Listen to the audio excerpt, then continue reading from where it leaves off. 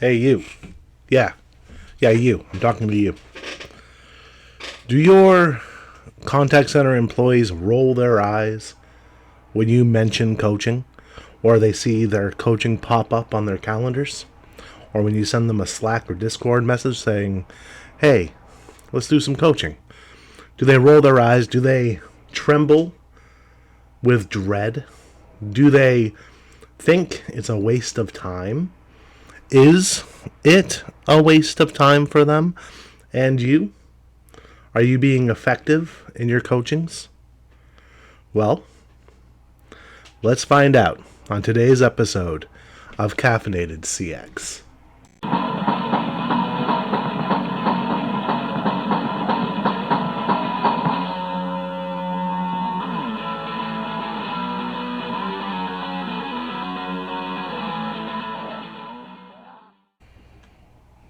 Hey, welcome back to the podcast where, we talk about customer experience and stuff all in a hyper caffeinated state. I'm David, the host. I'm the Caffeinated CXO, and today we're going to talk about call center coaching. Call center, contact center, interchangeable, really. I know they're not the same thing, and I know that call centers really don't exist anymore. They're all contact centers, right? They're all pretending to be omni-channel. How many of them actually are, though? Probably not many, right? They've got their silos. They've got their barriers. They've got their sub-departments. How many of them are truly omni-channel? How many of them have agents that can do everything? Probably not many, but that's okay. That's not what we're here to talk about. Today, we're here to talk about and explore coaching your call center agents. Because not a lot of people get this right, even though it is one of the most important things you can do for your employees, for your department, for yourself, and for your company. Now, if your employees are rolling their eyes and getting irritated because, here's another coaching, they're going to tell me what I did wrong, that right there is, well, an indication that you're doing it wrong, right? It's not an indication the agent is doing anything wrong. It's an indication that you're doing something wrong. And that's okay. We can fix it. Now, are you one of the ones that have a set scheduled time for your coaching? Hey, I'm going to coach this person on Thursdays, 11:30, rain or shine, right? Or are you the person that waits for something to happen, then drag them in for coaching, right? And that's the only coaching they ever get. The only coaching they ever get is when they do something wrong. And let me tell you, right off the bat, that's wrong. Coaching should be consistent. It should be an opportunity to connect with the employee. And it should be done in an effective way. Now, there's many ways of doing it. There are many ways to skin a cat and to coach an agent. Only dragging them off the floor when they mess up isn't one of the right ways, right? People begin to dread the conference room or the supervisor's desk, or they cringe when the supervisor approaches them, or they see their name pop up on Slack or Discord or Teams or whatever the hell you guys use, right? It's all the same thing. So, how do you get around that? How do you do it right? Well, consistency and connectiveness. You want to do it the same time, the same day, whether you're doing it bi-weekly or weekly, doesn't make a difference, and those coachings last anywhere between 15 minutes and 30 minutes. Anything less than 15 minutes, that was a check-in. Anything more than 30 minutes, that's a bore. That's when it turns into a full bore for both you and the agent. Now, don't get me wrong, sometimes they will take more than 30 minutes, but you don't want that to happen. If it gets to that 30-minute mark, reschedule it for later. Have a break in between, right? One, you probably need that agent to go out on back onto the phones, right? Second, you don't want to overwhelm either yourself or the agent. So, and as for style, there's many. The top four seem to be the grow method, the Oscar method, the coach method, and the crap sandwich method. And we're going to touch on the crap sandwich. Some people call it the Oreo cookie method, but those people are just overly politically correct. It's the crap sandwich, and even saying it like that, I'm saying it in a very politically correct way, right? We all know what it's really called. We don't have to pretend. But I don't want to have to mark that explicit button when I upload the podcast, okay? So that's why I'm calling it crap. All right, so that's positive, negative, positive. So the bread is the positive. The negative is whatever you put in the sandwich, whether it be peanut butter and mayonnaise, ham and Nutella, whatever you like in your sandwiches. I don't know you, and that's okay. I don't know what you like for sandwiches. I'm assuming it's either going to be one of those, okay? So, then you want to document what you're doing in the coaching. I devised a very, very simple coaching sign-off sheet that our coaches will fill out, sign, and have the agent sign, and then they send it over to me. Just, one, so I have it on file.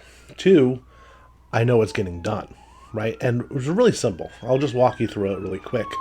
Has like the agent's name, who the coach is or the team lead, date of coaching, and time of coaching. Items discussed, and I have 4 items there. You probably want to keep it to around 2 or 3, but I put 4 just in case. And then the second section is role plays performed, because you should always do role plays in your coaching. Oh, but this is my best agent. This is my best employee. They're a rock star. Cool. Maybe you'll learn something that you can bring to another person that you have to coach. All right? Always do the role plays. Even if someone's at 99.99% effectiveness and awesomeness, there's still that 0.01% where they can improve, right? No one's perfect. Right? So I have 3 on there. 1 or 2 is probably fine. And then I have 3 goals that they can set.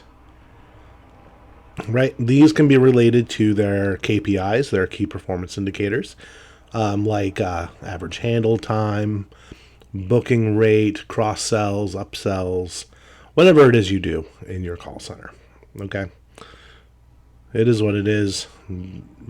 Tailor it to you. All right? So, in the one I'm looking at right now, because this was the closest one, the goals were like reduce wrap-up time to blah percent. Right? Hey, your breaks were a little long. Let's fix that. Let's see it at this number, this time in 30 days. And then call count, call quality, things like that. Whatever they need or want to improve on. And establish buy-in. Right? Get to know your people. Right now, teams in a call center, much like real life, should only be comprised of like 5 to 10 people. Anything more than that, the coach, the team lead is going to get a little overwhelmed. There's not enough time in the day. Because we ain't just touching them like once a week or once every other week. No. Their coach, their team lead, should be interacting with them on a daily basis. Right? Answering questions, shooting the breeze, stuff like that, right? They want to be omnipresent their entire shift.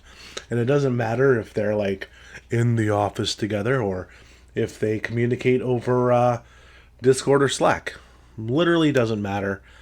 You just have to like up the ante if you're remote, right? You have to over communicate, right? You should have channels dedicated in your Slack or Discord for that team, right? Whoever's on that coaching team. And then that team channel needs to be the opposite of a ghost town. So many times those channels turn into a ghost town where everybody's afraid to talk, or the team lead just uses it to dump stats. Hey, this is the team stats this week. Boom, with no follow up, no rapport building, anything like that. So you want to have it so that your people, your employees, your agents, your foundation of your company are not annoyed when it's time for coaching. That they're not afraid when it's time for coaching, and they actually get something out of it, right? So, and here's the thing. Numbers don't lie, but they can be fudged. Okay? And I've seen that a lot. Like, and what I mean by that, I don't mean the coach or the team lead making something up to either have a coaching point or be like, no, you're all good. Frick off. No. I'm talking about it in a sense of the coach or the team lead glossing over some of the negatives, right? They're being nice, which honestly, in this scenario, this situation, being nice in this case isn't being nice. In fact, they're being the opposite of kind. If they're glossing over negatives because they don't want to have a uncomfortable situation, they're not doing their job. And the job of the coach or the team lead is one of the most important jobs in your contact center. It is the glue. It is the support beam that holds up the rest of the house. All right? If you have a weak support beam, your house is falling, right? And you don't want that. You want your coaches to be effective, to know everything there is to know about the job, right? That's why hiring from the outside and just running them through the normal training for 2 weeks and being like, all right, you're a coach now, doesn't work. All right. You should cultivate them from the floor. You should cultivate them from the talent pool that you already have access to, right? Or if you do have to hire someone from the outside, because none of the people that you already have could possibly do this and do it well, that's on you. You're the one that either doesn't have any faith in your people, or, you just you hired the wrong people, or your training sucks, and either is okay. So it is what it is, I guess. But what are you going to do about it?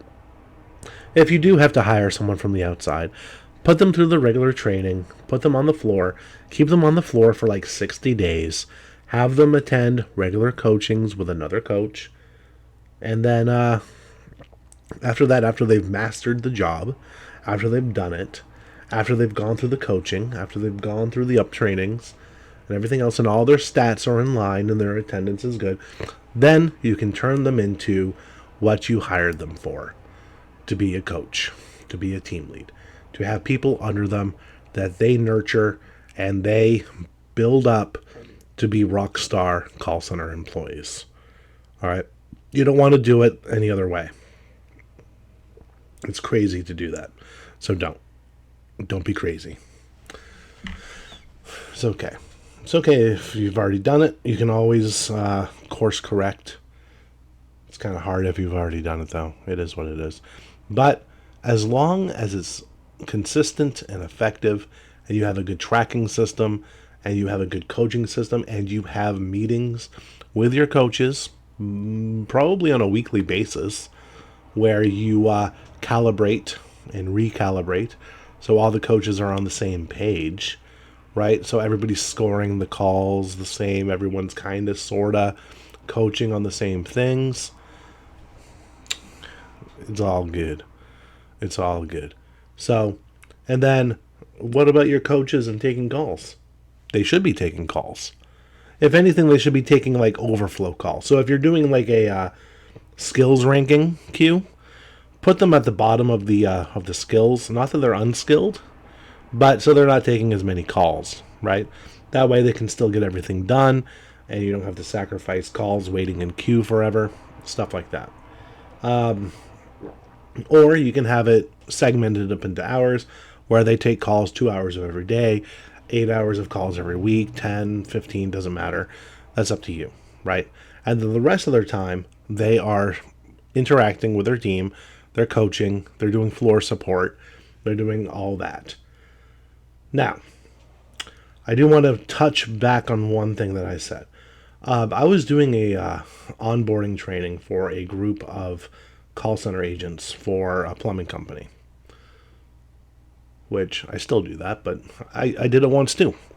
And when I mentioned coaching, one, maybe two of the people got a look on their face. And I was like, what? What's wrong with that? And they were like, well, the only time we were ever brought into coaching at our last job, and they had worked two separate jobs, they just met then, right? It was when they did something wrong. The only time they spoke with their team lead or their supervisor was when they messed up. And to me, that is incredibly messed up. Should you pull people and spot coach people when something comes up, when they make a mistake? Yes, you should. But that is in addition to the regular coaching schedule. It does not replace the regular coaching session. And here's my advice for all the team leads and all the coaches out there. All right, beginning of the week, have a one-on-one check-in with your people. You're not going to go over performance. You're going to literally check in, see how everything's going, see how they're feeling. And if you want, you can talk about goals for the week, right? You don't want to talk about performance. Save that for the coaching, right? And then every day, make sure your channel on Slack or Discord is active. People are talking. People are engaged. People are joking around. Make it a safe space within reason. You don't want anything reported to HR, but you want it to be a safe space that's fun to be in for the team. Do team activities. If there's an ability to get off the floor for like 15, 20, 30 minutes, have team meetings where you guys just do team building activities, things like that. And let me tell you this, what one person finds fun for team building, another person finds cringe. So do a poll, see what everybody wants to do, right? If you guys are all in the same office, right, and there's like restaurants around, go to Starbucks. Go to whatever restaurant is around, have lunch, break bread, and be a team. And then come back to the floor and do your job. Easy peasy. And if you have a good enough manager, a good enough director, good enough whatever, they will cover the time on the phone so that you can do this. Okay? Now, you probably want to schedule this for like slow times, right? When there's a lull in the call volume. So knowing your call volume historical data and projections is vitally important, which you should have all of that anyway. It is what it is. Some people don't have that. That's okay. Have someone cover the phones and bring your team out. Connect with them on a human level. I'm not saying go drink with them because that's a mistake. But, break bread with them. And then forge a connection. And it's going to make your coachings go so much better because they know it's coming from a good place. And you're not just checking off boxes because you're going to get in trouble if you don't do this. Okay? Ugh. I get mad just thinking about it. All right? So you want your coachings, once again, to follow one of those four methods, right? Grow, Oscar, coach, crab sandwich, right? So it's up to you which one works best for you, which ones work best for your agents, and I will tell you this right here. Okay, the some of the most effective coachings I've had was outside in the parking lot, and while the agent was, chain smoking, honestly, but we talked stats. I just printed out what their stats were, and we went out and talked about it. And I got to have smoke blown in my face. It was an accident, but it is what it is. But it was the most effective coaching that agent ever had. And it was because we weren't sitting in the back of the building in a stuffy little office looking at a screen or looking at papers. It was a real heart to heart, real communication, real conversation about their performance and how they were doing and what their goals were. And it worked. Sometimes you have to meet people where they are, right? In fact, you should do that most of the time. Have them be comfortable.